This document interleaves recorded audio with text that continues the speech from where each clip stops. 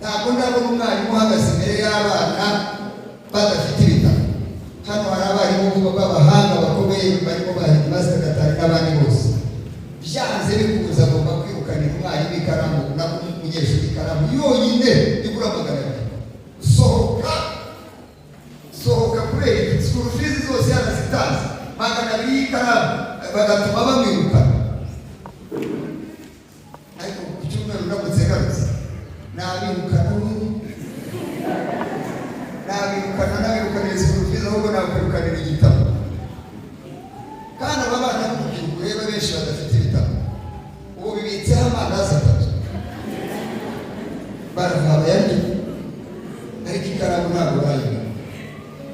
Umuntu utazanye igitabo kandi yumva yashoboye kwandika, fata mu gituza uvuga ngo Mana umbabarire sinzongera kugenda ntafite aho kwandika.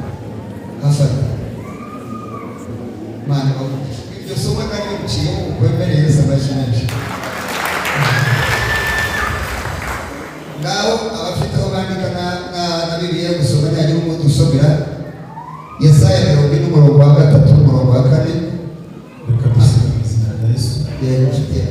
Nimwumve ijwi ry'urangurura ngo nimutunganirize Uwiteka inzira mu butayu. Niba yorofodise bayitunganye neza nayo igatungana kuko nimwumve ijwi ry'urangurura ngo nimutunganirize Uwiteka inzira mu butayu. Nta kindi arimo kurangura avuga arihaniza, nimutunganyirize Uwiteka inzira mu butayu.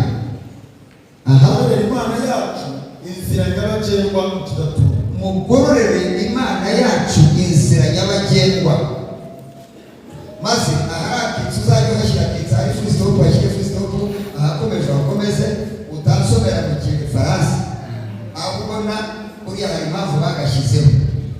Iyo bivanze twebwe uko tubivanga, ariko aho wumva bavuga mu itonde igendeho ahutu subiramo.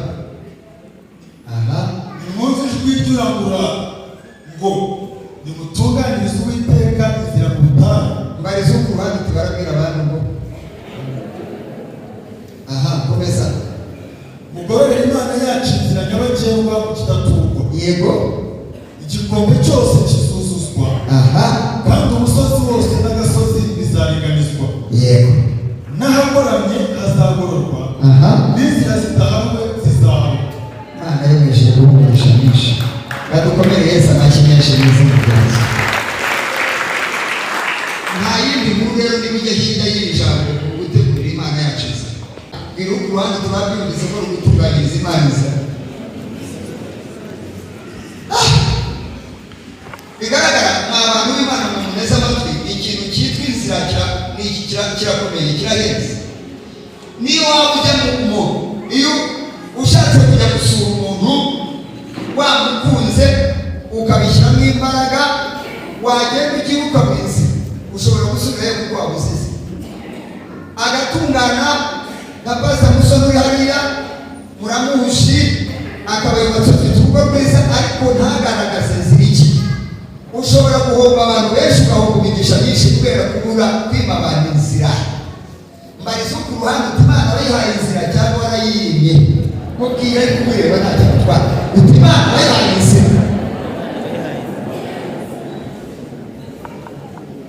Niba hari ibintu bibi ni ukima abashyitsi inzira, ukima abagenzi inzira, ukima. Murabizi hano mu Mutara abantu benshi bahawe amafamu, abandi bahabwa amasambu, abandi umuntu agashaka gukurura kubera ko ubutaka buryoha bawutunganya, baza bakavuga ngo niba uzi ubwenge tanga inzira, niba utari ikizombe tanga inzira, niba ushaka yuko ubona umugisha tanga inzira.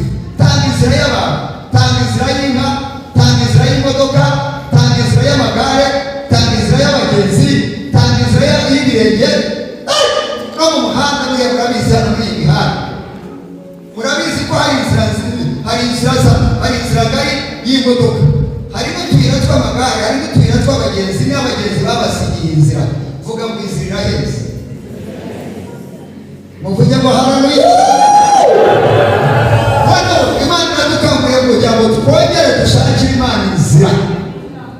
Hari igihe ushobora gusanga inzira utaherukaga waba yarasibye impano kubw'igihugu cyiza Imana yaduhaye. Ukwezi kwa buri amatariki ya nyuma y'ukwezi buri cyumweru cya nyuma cy'ukwezi habaho umuganda wo kongera gushaka amayinite. Siko bimeze bene data? Kuva ku rwego rw'igihugu kugera ku mudugudu ugasanga abaturage barimo batitaye, buri muntu wese na bizinesi ze bazikize kuko bazi agaciro k'inzira, bazi n'agaciro ko kubura inzira. Imana icyubahiro. Mana Bibiliya iratubwira ngo nimutunganyirize Uwiteka Imana inzira. Umunsi Imana yagiye kugusubika mu nzira yababawe, igasanga amahwa, igasanga inzitane, igasanga ibyaha, igasanga ibyagushize inzira, izasubirayo igende n'ubwo yari yaje. Babo subiyeyo kuko namusize, nagusamuca muri we. Inzira ya mbere rero yo dutunganyiriza Imana ni inzira yo kwitwa, ni inzira yo bita kwihana. Iyo twarushije, iyo twihaniye tuba dukwiye Imana yo mwishyura ikibazo. Iyo umuntu yamaze gukizwa akihana agakizwa neza, aba yamaze gutangira guhereza cyangwa guha Imana inzira ikabona kuyica. Ukiri aho ngaho nanone somera icyo gitabo 35:8. Wumve n'abatazayinyuramo n'abazayiyoba. Intego y'iyi cyangwa se inyigisho ni ugutegurira Imana yacu inzira. Ntabwo tuzi niba azaza mu gitondo. Niba mvuye kuri radiyo nonaha bandikira umusaza Katagudamo inshuti yanjye, se wa Karengera wa Gitifu Karengera, ashaje muri iki gitondo, yari Nyagatare hano. Mvuyeyo ndasimbuka inshuti yanjye umusaza cyane, njya kwa muganga, njya mu bitaro, sanze amaze kumushyira muri morgue, barataha n'akababaro kenshi. Ariko icyo nshaka kuvuga ni iki, uriya musaza yari yaratunganyirije Imana y'inzira. Bigaragara ngo ntabwo yarangiza. Nijoro abana be bamuvuyeho bavuga bati noneho muzehe arakize. Mu gitondo cya kare abwira umugore ati reka nicare hanyuma maze wongere uramburire amashuka. Uko yakicaye mu ntebe ngo baramuramburira amashuka nuko yagiye.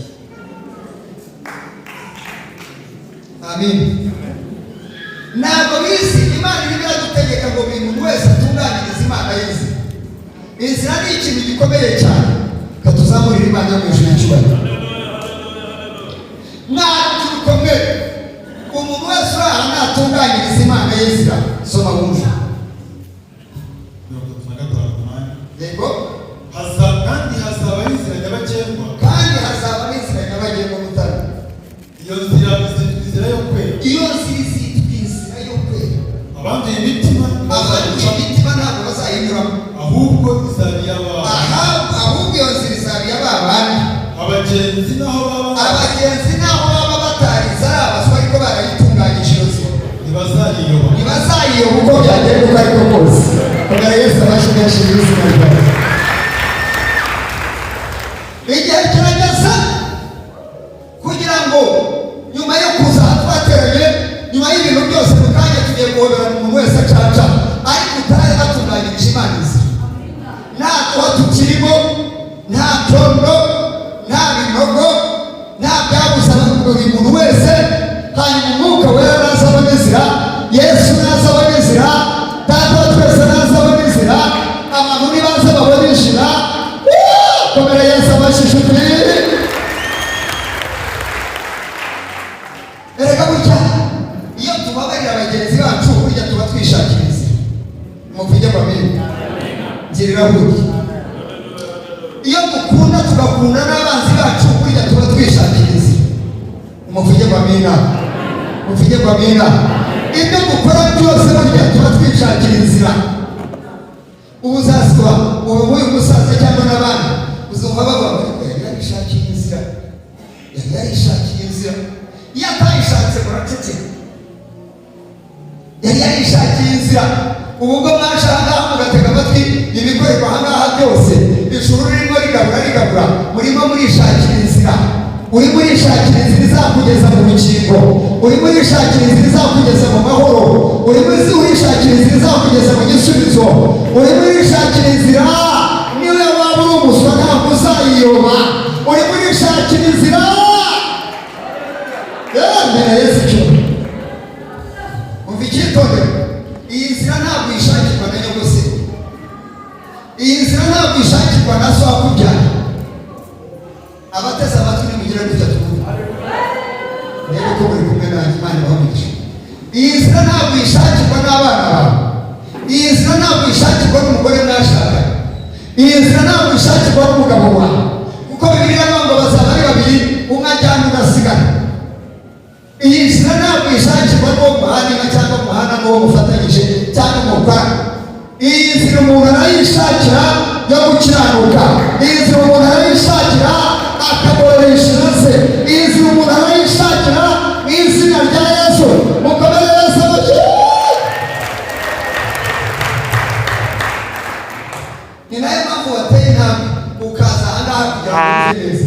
Ntabwo wari uzishaka kubigambo buri munsi, ariko niba tubwiye cyangwa umutwe wawe ngo gutegurira Imana yacu. Haleluya, haleluya. Ni ugutegurira Imana yawe.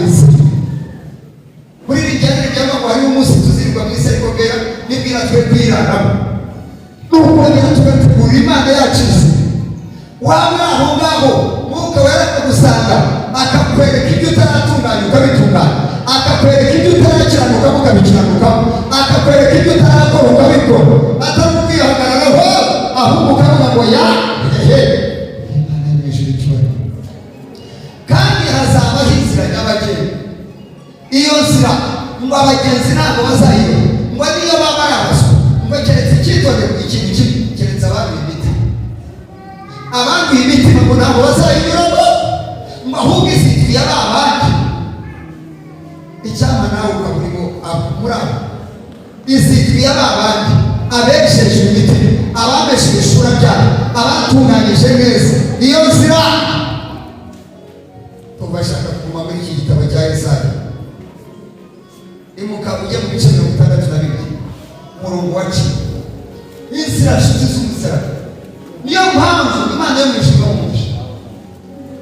Uriya pasiteri wagiye kandi kabazi ngo y'abakristo biwabo bazanye ubahangara abakristo bari b'imisingi itandukanye. Ndashimira Imana ko mwamenye yuko nta musingi uzajyana abantu mu ijuru, ahubwo Bibiliya n'ijambo ry'Imana ko ari beza bitwara ibintu. Imana y'imbabazi nyinshi babigisha. Wakaba yifata ukavuga uti niba hano ari muri Zayoni njye nkomoka mu itorero rya Gakosete niho mbarizo. Ni nk'uko bakomoka mu bene Gitoro n'agakomoka mu Basinga, turi Abanyarwanda. Aho nyine naho umuco sashime cyane. Amina. Ndashimira Imana ko hari igikuta cyavuyeho mukaza utifashe tuya. Noneho Gakosete bitaraha ndabareba abandi Gakosete ndabareba benshi. Noneho furuwezi kubw'itaraha. Ibyo byose bizaza ariko abashatse inzira twaje gushaka inzira ziba zatugeza mu bwami n'izina rya Yesu. Utume ibiganza hariya ku gatute ngo bashumbe Imana ibawumigisha kuko mwavuye gusiganwa idini, mwaje kwishakira inzira. Bakabaye barahoye mugapfa n'Imana yatugubu, none uyu munsi baje nabo barashaka inzira yabo batuzahurira Imana icyo. Ubu iyo twese tuba ku bwami bw'Imana, izina ry'Imana yacu rirahimbazwa, izina ry'Imana yacu ahubwo twese tubaho tugira ishyaka ryo kubwiriza abantu gusa. Tubabwirize bave mu cyaha maze zirakubwira. Umunsi umwe twese tuzahura, ntabwo uzakubaza twageze mu ijuru, tuzaba turirimba mu ijuru n'umuhimbaza nta guceceka. Ntabwo uzakubaza ngo hariya wakomokaga muri itorero, ahubwo ngira ngo abantu bazaba bahoberana bavuga ngo warakoze gucika umwijima. Imana y'umushikira. Isabella Isaya 3:10. Nimusohoke mugire mu marembo. Nimusohoke mugire mu marembo. Mutunganyirize abantu inzira. Mutungurure inzira nyabagendwa, mwikureho n'amabuye, mushingire amahanga ibendera. Subiramo. Nimusohoke mugire mu marembo. Biratubaza rero, biratubwira ntabwo bidusaba no kwicara, biradusaba guhaguruka. Nimusohoke mugire mu marembo. Mutunganyirize abantu inzira. Mutunganyirize abantu inzira. Mutungurure iki Kinyarwanda ko gikomeye. Mutungurure ni ukuvuga iki?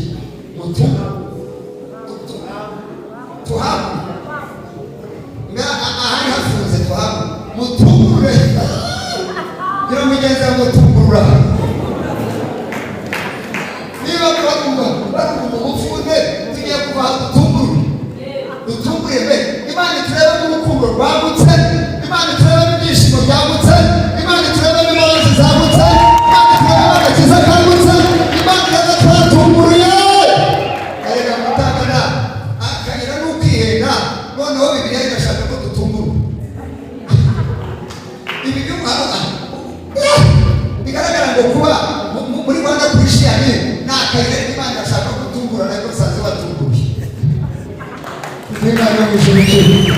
Mutumburure, dutumburure tubwire abarira be kurira, dutumburure tubwire abanyabyaha bihane, dutumburure tubwire abatarakizwa bakizwe, dutumburure tubwire ingumba ko zibyara, dutumburure tubwire abana ko bagomba kwishima, dutumburure mu izina rya Yesu. Musohoke ongera ijambo ry'Imana twumva ukuntu rivuga.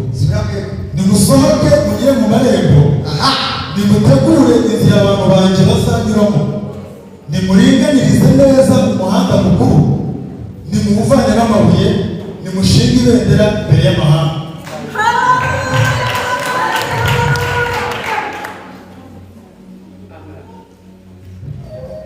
Bayi padiri narekera nkababwira ngo nimwumve ijambo. Kuko burya ndabakunda bariya bagabo nimwakire ivanjiri hagati. None se uwareka wabisobanura. Imana yo mu ijuru kuko baba bamaze kumenya yuko nta kindi kirenze muri kiriya gitabo, nta bindi. Baba bazi ko igitabo Bibiliya ihagije. Nimukuremo amabuye, nimujye mu muhanda mukuremo amabuye mutunganyirize abantu aho kunyura. Mbariza ku ruhande tubanyu iwawe yasanga amabuye barayakuyemo, murebe neza wenyine amabuye bayakuyemo abantu bakuru. Yumva niba hari ikintu kibabaza ni ugukubita amano ku ibuye. Niba ikisibuye rirangije, niba hari ikintu kibyana ni ukuyobera ku mugokore utaratunganya inzira ugifite kamere.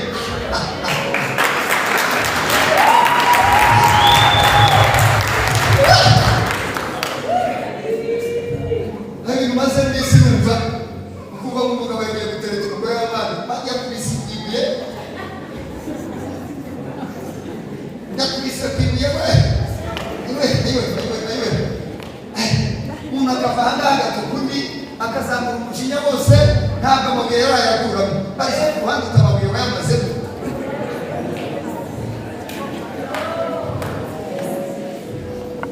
Itatowe mu ijuru katuzamurira Imana yo mu ijuru icyuma.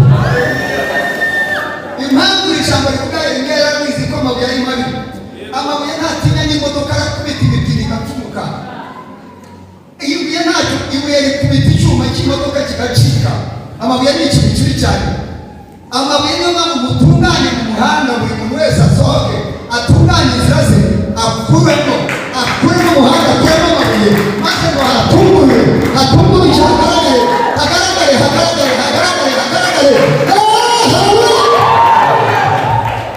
Yesu naza kudutabara nabuze amutanga imbere, icyo gihe amafi yose azaba yamupfukamye.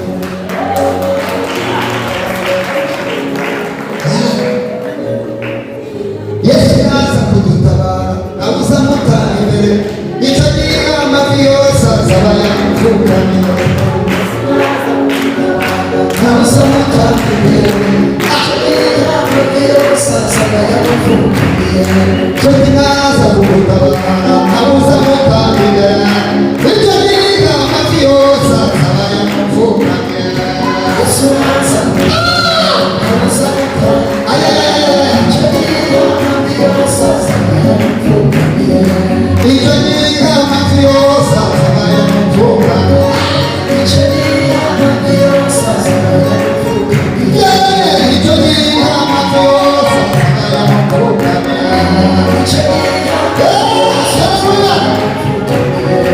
Yesu naza kudutabara nabuze amutanga imbere, icyo gihe amafi yose azaba yamupfukamye. Yesu naza kudutabara nabuze amutanga imbere, icyo gihe amafi yose azaba yamupfukamye. Mube icyubahiro Yesu mwana w'Imana. Ubusobanure ku bubi bw'amabuye we ntabwo mwazi. Usobanure ku buribwe bw'amabuye, uvuge ku mabuye yaba wowe iragukubita ugasubira inyuma. Nimuvuge amen. Nimwongereho umutima kugira ngo uhure n'ibuye batabitunganyije neza. Baca umugani ngo reka tubishyire mu kinyabupfura. kugira ngo uhure n'ibuye wari wihanukiye. Tuvuge yenda mugiye gukacanga umwumbati, reka tugiye gutya, uko ahadukira igiye guca n'ibishigo wasamye uzi umwumbati ugiye gucamo kabiri maze ugahura n'ibuye, ugahura n'ibuye. Bikugiriye imbabazi, iryinyo ntabwo ryatakara, ariko ushobora kuguhutuka kuguti n'ibiki si bariki isahani ukayigizayo bariki, muhuye n'ibuye, muhuye n'ibuye, muhuye n'ibuye. Umva guhura n'uburoko rutarace kamere, azakubwira ijambo rimwe ugende, niwahura nawe batise bite, muhuye n'ibuye, muhuye n'iki se, muhuye n'ibuye. Noneho niba ari umunyambabazi kwihanganisha kumurama, ihangane, ariko nubwo yihanganishije ariko muhuye n'ibuye we, yewe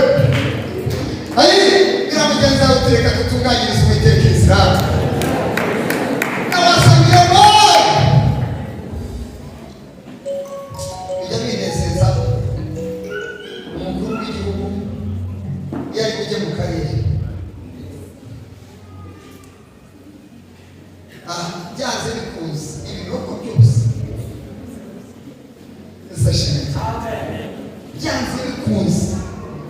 Noneho mwebwe ni abaturage b'Imana, reka turi abaturage b'Imana, tukongera tukaba n'ab'igihugu cyacu.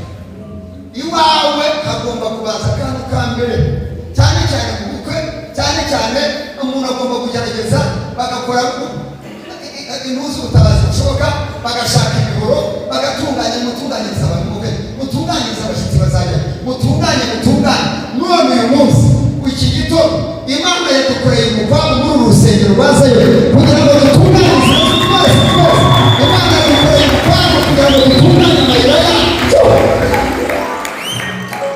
dutunganye amayira yacu, dutunganye amayira yacu. Nitumara gutunganya amayira yacu, abagabo bazacamo neza, abagore bazacamo neza, abanyabyubahiro bazahaca, ntawe uzatinya iyo nzira, yaba akomeye yaba yoroheje. Abana bazahaca, abize bazahaca, buri muntu wese azahaca, kuko bamaze gutunganyiriza Imana ishira. Niba hari ibintu byiza nabonye, umuntu wese iyo amaze gutunganyiriza Imana yizira neza, nta muntu umwigana, ntabwo aba akigamo. Mbega numva abantu njya muri ibyo bintu, mbega muca ko numva mwigana. Impamvu ushobora kumwigana haracyari n'urumuri. Iyo amaze gutunganya neza ujya kumva umuntu wese watunganirije, niyo mpamvu ujya kubona ukabona yaba ari umusaza bose baramwisangamo, umugabo, umukecuru bose baramwisangamo, buri muntu wese baramwisangamo, kubera yuko utubuye yadukuyemo, udusekabuye yatubazemo, utuntu twose mu izina rya Yesu.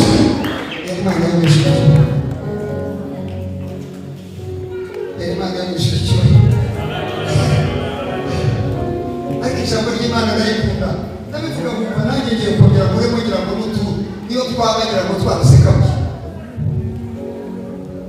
Abanyasuku rero burya abantu bararutana.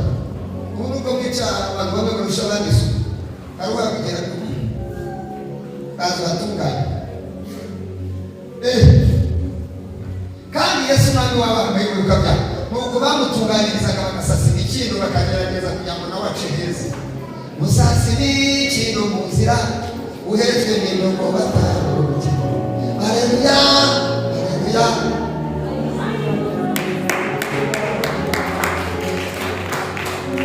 Musasi ni ureke dusase dutegura Imana inzira, ntukagira Imana. Ababyeyi mutegurira Imana yacu inzira, abagore mutegurira Imana inzira, urubyiruko mutegurira Imana yacu inzira, itorero mutegurira Imana inzira.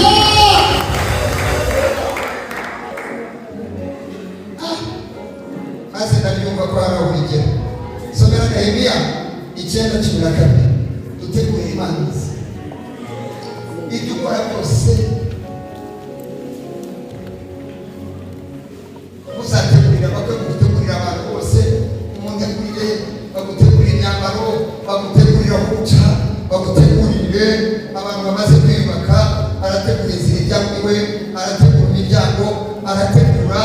murareba impamvu turi aha ngaha basize imiryango ibiri ndetse yewe yabona uwo basohokeramo bakeya ntabwo ndabonye bawinjiramo ariko iriya nzira imwe yasigaye reba abantu yinjije iyo usa muri iriya nzira ntabwo yari ihari sinzi aho twakanyuze mwibare gutegura inzira neza uyu munsi turategura Imana inzira mu mutima inzira idasiba inzira idapfa gupfaho aha Nehemiya 9:12 aravuga ngo iki se aravuga ngo kandi kumwe wayoboraga uri mu nkingi y'igiti aha nijoro ukaba mu nkingi y'umuriro aha ubamurikira inzira bakwiriye kunyuramo nashaka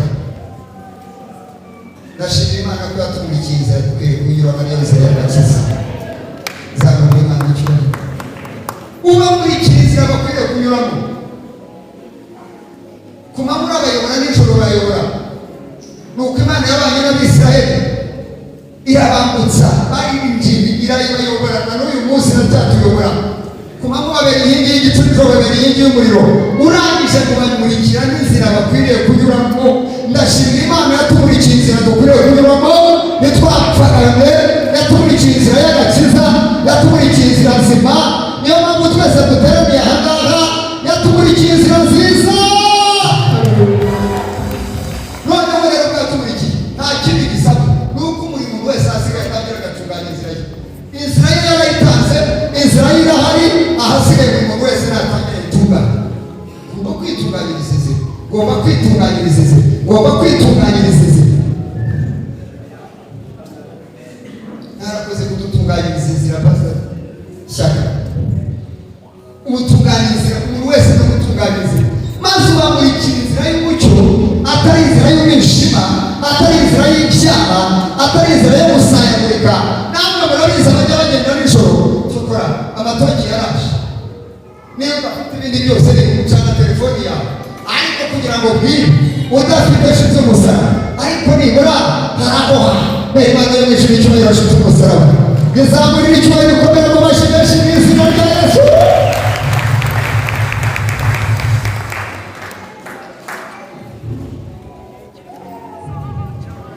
Yesu Kuranga tugura urusengero nibura ntabwo rwatumurikiyeho nibura ntabwo rwaduteguriye inzira nubwo hari iyindi nzira ariko nibura iyi si inzira yo kwihariramo si inzira yo kumva ijambo ry'Imana si inzira yo gutungana turi abagabo bari aha ngaha bazana no kumva inzira kugira ngo batunganyirize turi abagore bari aha ngaha nahimbaje ko kabyara nta handi byose buriya muhimbarije mu ibaro bavuga bati ntibabikubitire ibaro byasase ariko barahimbaje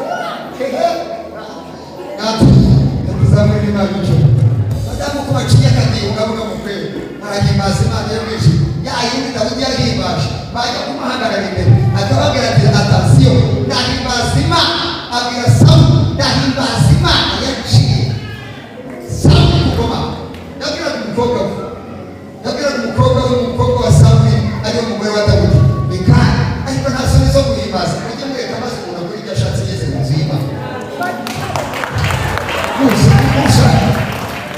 nushaka ukambira niba uzi usimbuke nuceceka nugarame Dawidi yakoze iby'umwuka wera avuga kuko yari yageze ku nzu ya data ahari mu rugo rwa data reba ni ahandi niyo mpamvu tuharabukira twese mu rugo rw'Imana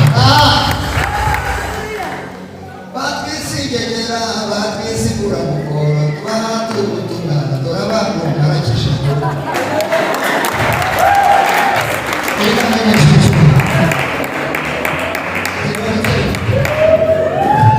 kubera Yesu abashimishiriza ahangaha mumeze neza kubera imbabazi z'Imana mujye mureka umuntu wese akorere mu nzira kuko twaretse gusiga mu kabari mujye mureka umuntu asinde umwuka wera asinde imbabazi z'Imana asinde urukundo rw'Imana asinde ubuntu bw'Imana anezerwe Imana icumi twageze Kagitumba tubabwira ubutumwa twageze n'abatemba tubashimiye itorero Imana twageze n'abatemba tubashimiye itorero twageze n'agasimba abacwezi baravuga Imana yose abashimishiriza Imana yose abashimishiriza kakibohoke Imana yo mw'ijuru icyubahiro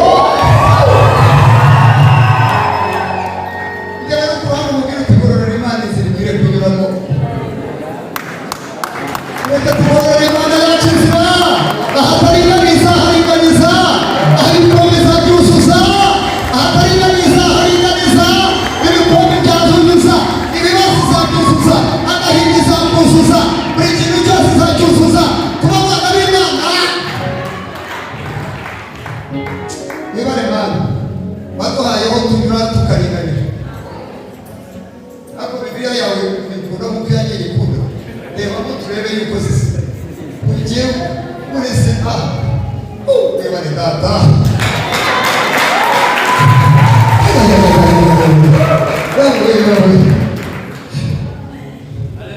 Ngira umuntu ku ruhande ufite ibara ibintu birimo gupfa n'ikundi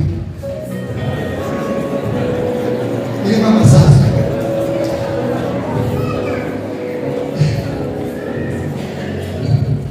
Turesha tuzange dore gutanga aha guhera mu itangira ukamenya ukageza mu byagicurwe intsinzi yose Bibiliya ngo muri we niho ubutunzi bwose niho amahoro yose niho buri kintu cyose cyahise muri we nta handi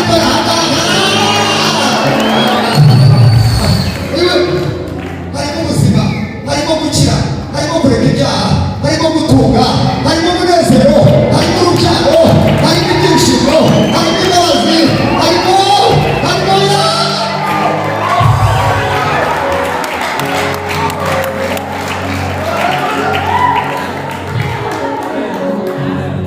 uzamuriraho igitabo cyawe cya Bibiliya. Harimo niba hari ibintu gupfana ukunda n'amasasu yayo yose ukayipfana cumi n'umusatsi cy'umusaraba yifate mumara kwifata ubwira uri ku ruhande uti ni agasuzuguro ka shitani gupfana imbunda irimo amasasu, ni agasuzuguro k'ibihekane gupfana imbunda irimo amasasu, ni agasuzuguro ka shitani gupfana imbunda irimo amasasu mazica nta na kimwe kibuze, nta na kimwe kibuze byose birimo, nta na kimwe kibuze. Muri we Abafarisayo 2:3 muri we niho ubutunzi bwose n'ubwenge bwose no kumenya bwose bari muri we niho imbabazi z'Imana n'agakiza muri we ntabwo kumera Yesu amashyi uyakomeza mucyo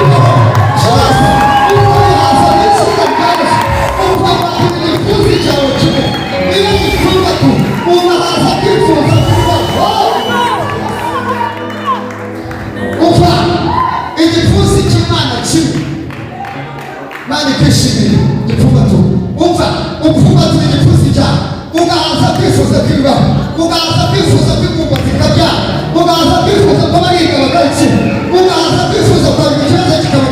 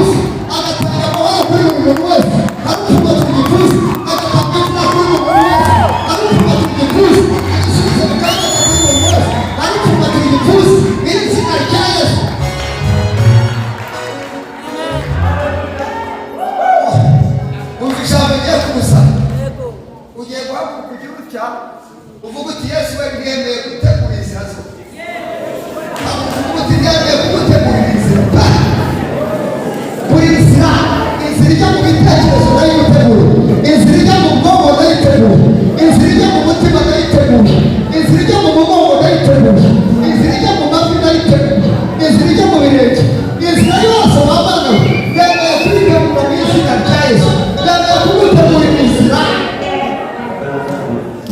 nica mbere Yesu amashyi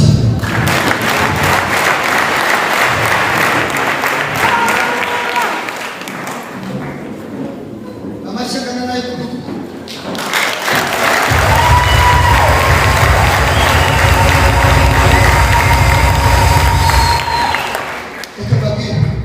umugabo wamugana pastor Musa ibyo adutegeka ahubwo no gukora ibyo atadutegetse amabwe dukwemera ukurikije ibintu ashaka nta muntu ukwiye gusigana n'utubuye uzibere y'urwango umuntu ukagenda aturuka n'uburyo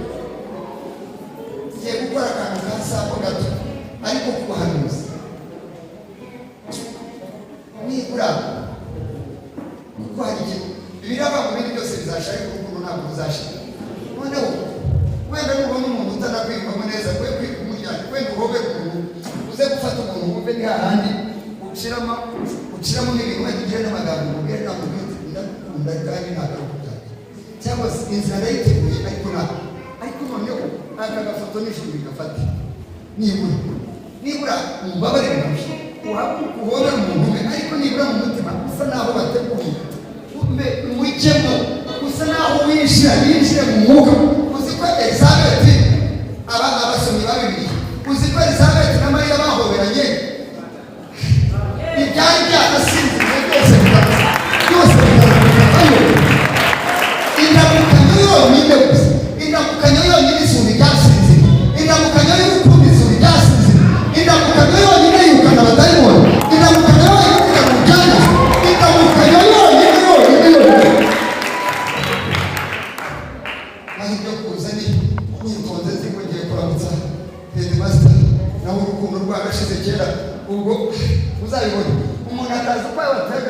nawe akakwigiza akakwiha intera ati urutoki bune gerera buke. Noneho turashaka kugarura urukundo rw'Imana rutari urw'abantu, tugahera mu itorero ugakunda mugenzi wawe ntacyo undi mupfana, kuko Imana nawe yagukunze, ukagukunda kuko Imana yagukunze, ukakubabarira kuko Imana yakubabariye, ukamwiyumvamo kuko Imana yabikoze n'izina rya Yesu. Noneho haguruka umwoherere umuntu mu rwego turebe ko bikibaho, umurambitse neza rero ko ibi bintu bigikora neza, turebe ko ibi bintu bikibaho, akaza bahanga amaso rero ko ibi bintu bigikora. Reka rero ko ibi bintu bigikora, gira amagambo umubwira, gira n'ijambo mwaturaho, niba wumva umuhobeye ko muryarya, niba wumva ari mu shusho y'Imana, niba wumva ari umwana w'Imana, n'izina rya Yesu.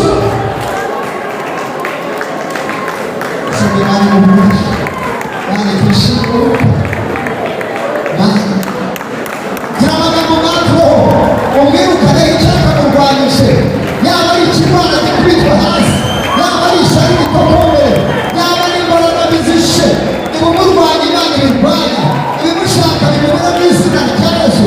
Atwikirwe n'imbabazi, umugisha w'Imana umuhesha umugisha mu izina rya Yesu Kristo Umwana w'Imana.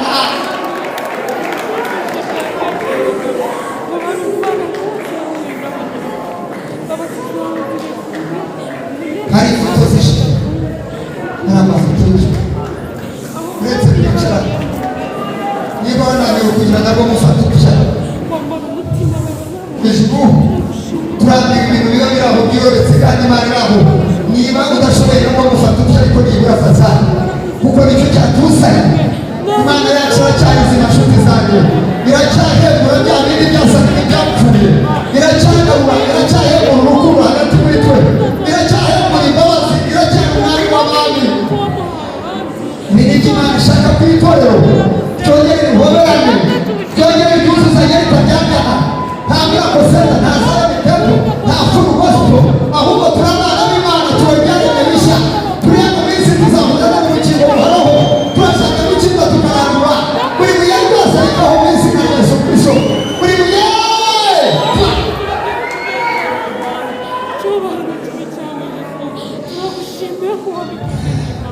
Wimana Imana ya Abrahamu na Isaka na Yakobo, turi abana bawe Mana y'imbabazi n'imbaraga, baragana urukundo rw'Imana hagati muri bo, ishyaka, gushyigikirana, kumvikana, umuntu wemera mugenzi we, umuntu uha agaciro mugenzi we, umuntu kumusengera, umuntu kumwiyumvamo, umuntu kumwitangira, n'izina rya Yesu.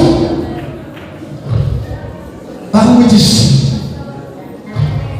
buri nzira zose zihamwe, izari zararaye, ibyari n'amashyamba, ibyari byarameze nk'ibyatsi, ibyari byarameze nk'amahwa, aho umwuka wera atanyuraga. Yesu we, aho abantu batanyuraga, umuntu ageze ku gihe cyo kwigawa, umwuka wa data ntaciye imbabazi ze, mu izina rya Yesu Kristo. Ukomere Yesu amashyi menshi.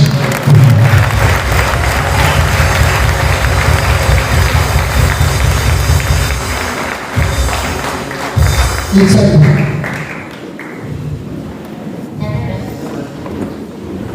Reka dutegurire Imana yacu.